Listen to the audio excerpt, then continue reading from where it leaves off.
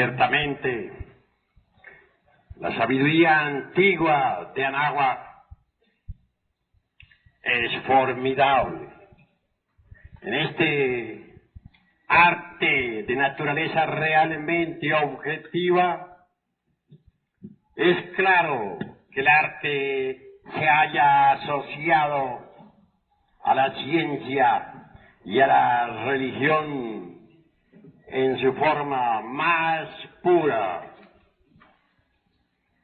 En tiempos de la antigua cultura de mayas, zapotecas, toltecas, etcétera, nunca estuvo el arte divorciado de la religión y de la ciencia y de la filosofía. Por medio del arte se llega directamente a la conciencia. Por medio del arte se instruye al cerebro emocional, y eso es grandioso. En los templos de la antigua Grecia, en el Eleusis, el arte también se hallaba asociado a la religión, a la filosofía y a la ciencia. En la antigua Babilonia, el arte era eminentemente místico, profundamente filosófico y también científico. En los templos de la antigüedad, el arte nunca fue subjetivo. En la Babilonia, en la gran Babilonia que floreció en otras edades, existió el teatro, y entonces se instruía los tres cerebros del ser humano: el intelectual, el emocional y el motor. Bien sabemos nosotros que la ley del eterno hepta para parchinoc, es decir, la ley del 7, gobierna todo lo creado. Así que nunca faltaba en las esculturas de la antigua Babilonia, ni en los monolitos y esculturas de este México milenario, la sabiduría artística basada en el número 7. Si alguna vez alguna pieza artística, por incongruencia, resulta con algo diferente, que fácilmente puede ser confundida con algún deterioro ocasionado por el tiempo, se debe ello precisamente al hecho de querer llamar la atención sobre la ley sagrada hepta para parchinoc. En México antiguo, glorioso, se hablaba por medio de la danza sagrada, se hablaba por medio de la palabra, y se hablaba también a través de ciertos signos científicos. En la Babilonia, la música, la danza, la filosofía, la ciencia se expresaban vivamente en el teatro. A través del centro motor, por medio de la danza, se instruía a este cerebro. A través del centro emocional, fluía pues la emoción más pura, y a través del centro intelectual se concebían ideas trascendentes y trascendentales. Se instruía al centro intelectual, se instruía al centro emocional y se instruía al centro motor. Se usaba la danza, se usaba la palabra que iluminaba, se usaba la mística religiosa. Y los tres cerebros del ser humano, intelectual, emocional, motor, recibían instrucción. Vienen a mi memoria las danzas de Egipto, de Samotracia, de Grecia, de India, de Persia, y también estas danzas extraordinarias y maravillosas de nuestros antepasados aztecas. Amigos, la sabiduría que floreció en el México antiguo es la misma de Egipto. Es la misma de la India milenaria, la tierra sagrada de los Vedas. Es la misma de Samotracia, de Troya, de Roma, de Cartago. Quienes piensan ignorantemente que nuestros antepasados de Anáhuac adoraban ídolos están totalmente equivocados, porque México tiene una cultura extraordinaria y maravillosa que deviene de los más antiguos tiempos. Bien podría haber México conquistado Europa para enseñarle una doctrina solar, para llevarla a un nivel de más alta civilización.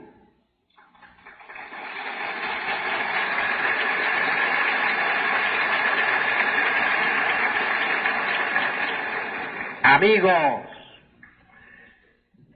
si en la vieja Europa se adoró al Cristo, quiero que sepan también que aquí se reverenció al Cristo cósmico, a nuestro Señor Quetzalcóatl.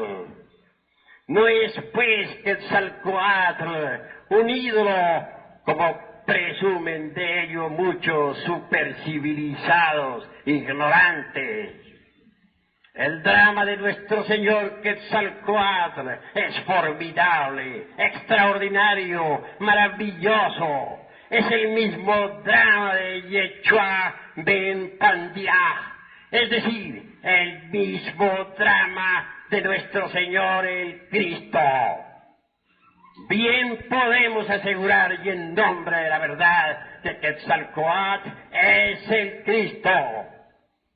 Si leemos cuidadosamente los viejos códices, hallaremos riquísima información sobre nuestro Señor Quetzalcóatl. Vivía él, se dice, en una casa espléndida, en una ciudad maravillosa, viva representación divinal del paraíso terrenal. Un día cualquiera, dice la tradición alegórica o simbólica, mandó llamar a su esposa. Ella concurrió al llamado. Se extendió la estera sagrada en el duro piso y cuenta la leyenda de los siglos que se embriagó con vino. No debe tomarse esto en el sentido literal de la palabra.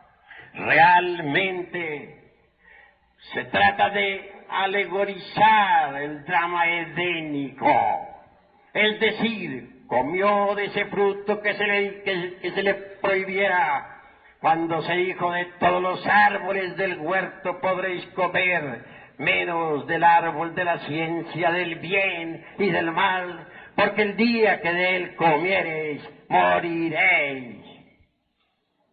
Quetzalcóatl se entristeció mucho por haberse embriagado.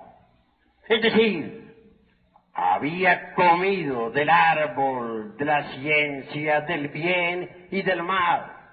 Entonces hubo de abandonar la lejana Tule, la ciudad espléndida de la luz, y vagó por todos los países del mundo, sufriendo terriblemente. Nos viene a la memoria aquel momento en que Jehová Dios se dirigiera a Adán y Eva para decirles: vosotros pereceréis. Y ellos hubieron de salir del Edén para trabajar y ganar el pan con el sudor de su frente y para alumbrar sus hijos con dolor. Así también nuestro Señor Quetzalcóatl, vagando por todos los países del mundo, sufrió lo indecible, arrojó sus joyas en un río sagrado, escondió sus tesoros divinales y se fue en busca de la tierra roja. Sufrió mucho y mirándose un día en el espejo dijo: he envejecido. Fue sometido a pruebas por algunos magos negros, pero él salió victorioso. Y al fin, después de haber sufrido mucho, llegó a la tierra roja. Entonces, dice la tradición, pudo morir y resucitar. Bajó a la región de los infiernos, al Mixtlán, para recoger los huesos de sus antepasados. Incuestionablemente, antes que subir, es necesario bajar.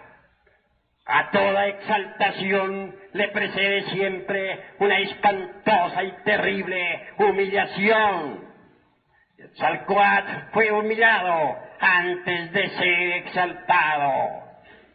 Arrepentido, resolvió incinerarse, y de entre esas cenizas resucitó para convertirse en el lucero de la mañana. Recordemos nosotros aquella frase del Apocalipsis que dice: al que venciere le daré el lucero de la mañana. Ese lucero de la mañana, esa estrella maravillosa Venus, realmente representa la fuerza extraordinaria del amor. Quetzalcóatl resucitó de entre los muertos, es decir, volvió a cristificarse. Sufrió por haber caído, pero se transformó después de haber sufrido. Y convertido, pues, en un maestro de sapiencia, se transforma en el lucero de la mañana. Quetzalcóatl es el Cristo cósmico, el Cristo que bulle y palpita en todo lo que es, en todo lo que ha sido y en todo lo que será.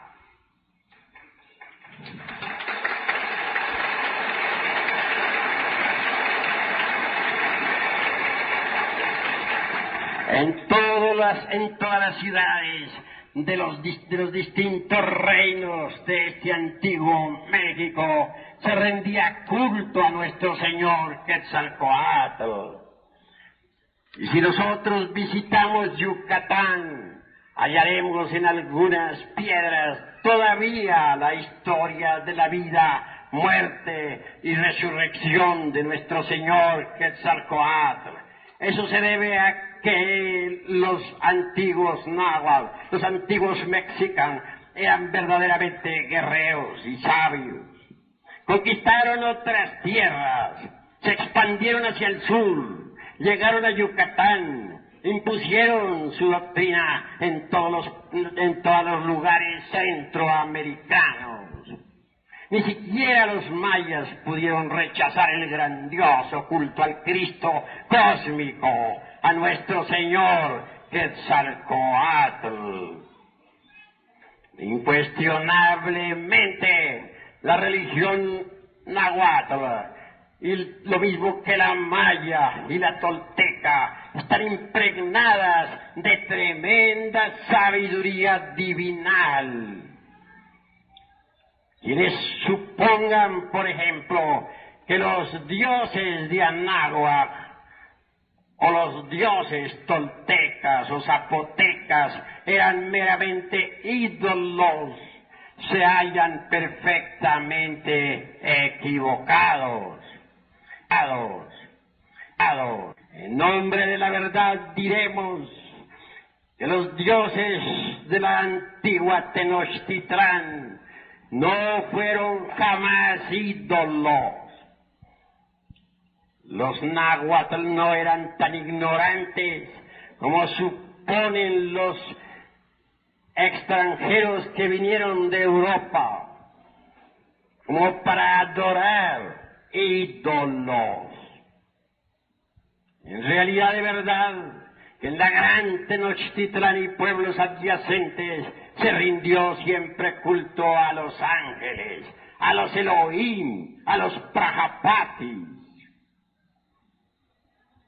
Quienes piensen que los dioses de Anáhuac eran simplemente ídolos están totalmente equivocados. Los dioses de Anáhuac son los mismos ángeles del cristianismo, los mismos Elohim de los hebreos, los mismos Prajapatis del Indostán. Por ejemplo, el Señor del Viento, aquel Dios maravilloso que tanto fue adorado en los pueblos antiguos, no era simplemente un ídolo. Hecatl es el Señor del movimiento cósmico y tiene una escuela. Todavía hace poco tiempo que se realizó en el Yucatán un gran congreso de mayas.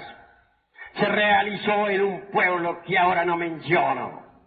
El dirigente de aquel congreso fue un maya. Sin embargo, fungía ante el pueblo como simple sacerdote católico. Y se realizó el congreso del Mayab en pleno atrio de la iglesia. Y fue precisamente allí donde un discípulo de la escuela del gran Hecatl manifestó al alto sacerdote y a todos los grandes iniciados mayas que él quería el gran salto, que su ciencia magnífica relacionada con el movimiento cósmico en modo alguno podría ser entendida por esta humanidad caduca y decadente del siglo XX. Pedía permiso para dar el gran salto, es decir, para meter el cuerpo físico dentro de la cuarta vertical definitivamente y marcharse a otro planeta.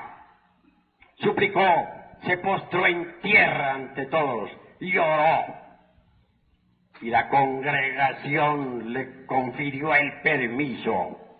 En presencia de todos, metió el cuerpo dentro de la cuarta vertical con procedimientos esotéricos y científicos que la gente está supercivilizada ignora totalmente. Ahora ese gran maestro vive en otro planeta.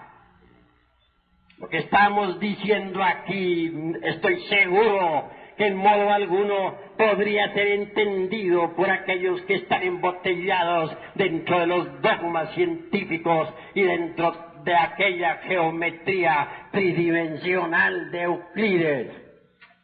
Pero los mayas nada tienen que ver con toda nuestra jerga científica. Ellos conservan viejas tradiciones milenarias, viven en ellas y nadie podría hacerles cambiar de ideas.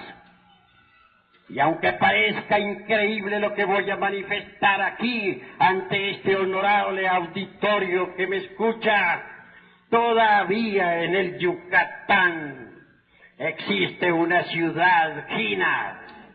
En ella moran gentes del antiguo Mayab. En ella viven conservando aún su ciencia, estudiando sus tablillas siderales, haciendo sus cálculos de tipo matemático.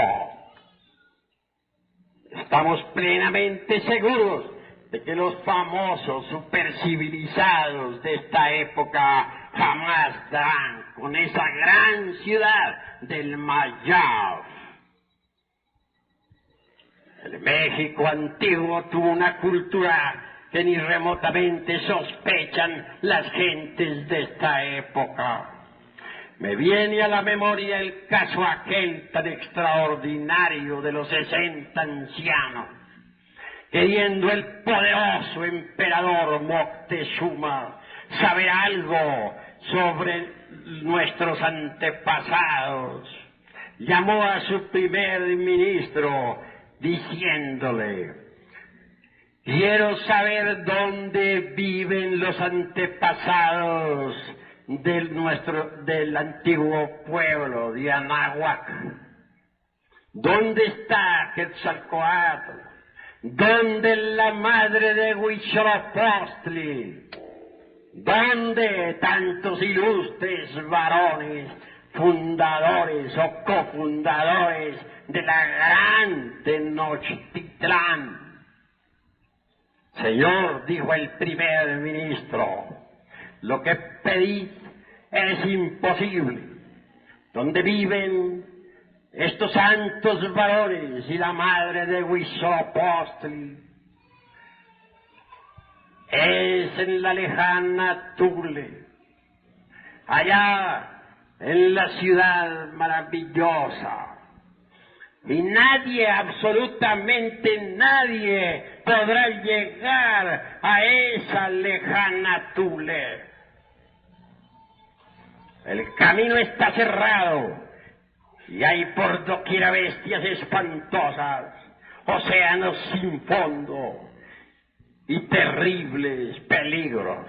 Solo por medio de encantos extraordinarios podríamos saber algo sobre nuestros antepasados. Voy a consultar, dice el poderoso emperador, al antiguo historiador de este imperio. Y cuentan las tradiciones que se fue entonces a la montaña y encontrándose cara a cara con un viejo eternal milenario, le interrogó: decidme, buen anciano, ¿dónde moran actualmente Quetzalcóatl, la madre de Huitzilopochtli y todos esos santos varones de los antiguos tiempos? Cuenta la leyenda de los siglos que el anciano respondió: poderoso emperador, ellos viven en la lejana Tule. Quisiera llegar allá, dice el gran emperador. Imposible, el camino está cerrado, no es posible. Solo metiendo el cuerpo por medio de encantos extraordinarios dentro de la cuarta vertical podríais llegar a ese lugar. Lo que me ha dicho el primer ministro, responde el poderoso emperador Moctezuma, es verdad, porque el anciano historiador de este gran imperio me lo ha comprobado. Y marchándose, llegó a su palacio. Días después los heraldos convocaban al pueblo y convocaban también en forma específica definida a los 60 ancianos. Estos vinieron. El emperador, dirigiéndose a ellos, les dijo: quiero saber dónde viven los dioses de Anáhuac. Quiero saber algo sobre Quetzalcóatl y sobre la madre de Huitzilopochtli y sobre todos esos santos y heroicos varones fundadores de la gran Tenochtitlán.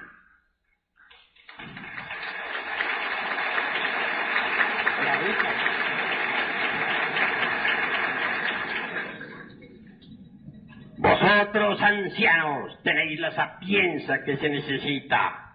A vosotros os encomiendo inmediatamente esa labor. Deberéis llevar presentes para la tierra sagrada de la lejana Tule.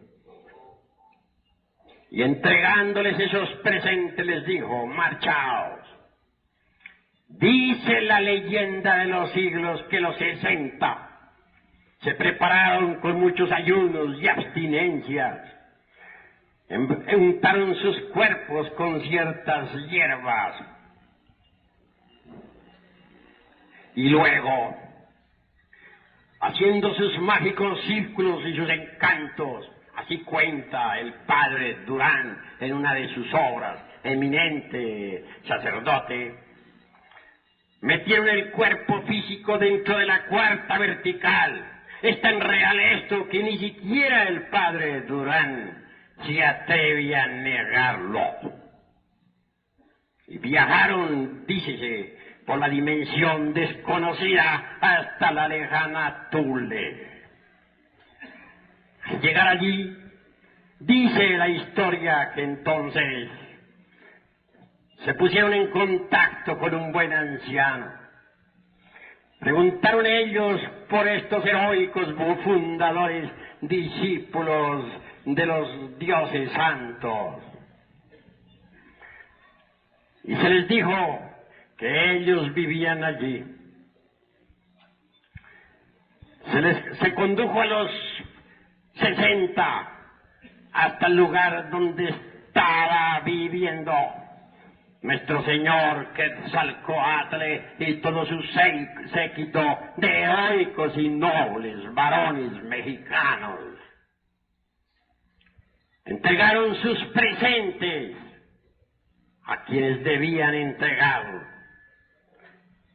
No se deja de mencionar el caso de que cuando marchaban hacia las casas de tan legendarios señores, los pies se hundían en la arena y hasta se les dificultaba a estos 60 caminar. ¿Qué os pasa?, preguntó el anciano a los 60. ¿Por qué no podéis andar? ¿Qué es lo que coméis vosotros, mexicanos? ¿Qué es lo que bebéis? Los 60 respondieron: Señor, nosotros bebemos mucho pulque y nos embriagamos. Comemos de toda clase de carnes de caza. Desgraciadamente también fornicamos. Es por eso, ilustres varones, dijo el anciano, que se os dificulta caminar en este lugar. Vuestros presentes ciertamente no son para nosotros necesarios, pues vivimos una vida modesta, dormimos en el duro yermo, no necesitamos de lujo. Una anciana salió al encuentro de los 60. Traía la cara tiznada con carbón. Su vestido estaba toda rasgada y sucia. Era la madre de Huitzilopochtli, la deidad fundadora de la gran Tenochtitlán. Era la divina madre Kundalini, triste porque su hijo había caído por la fornicación. Estoy triste, dijo ella, hasta que mi hijo regrese, es decir, hasta que el Bodhisattva, hablando en lenguaje sánscrito, se eleve, se regenere, suba otra vez del lodo de la tierra. Si vosotros continuáis así como vais, dijo la madre de Huitzilopochtli, pronto vendrán del otro lado del mar hombres blancos y barbudos que os conquistarán y os destruirán. Se refería claramente ella a los conquistadores de España. Platicaron los 60 con Quetzalcóatl, recibieron distintas enseñanzas. Después de todo, la madre de Huitzilopochtli entregó un bragueo, se dice, a los 60, para que ellos a su vez se lo entregaran al poderoso Moctezuma. Ciertamente este no es más que un símbolo, más que un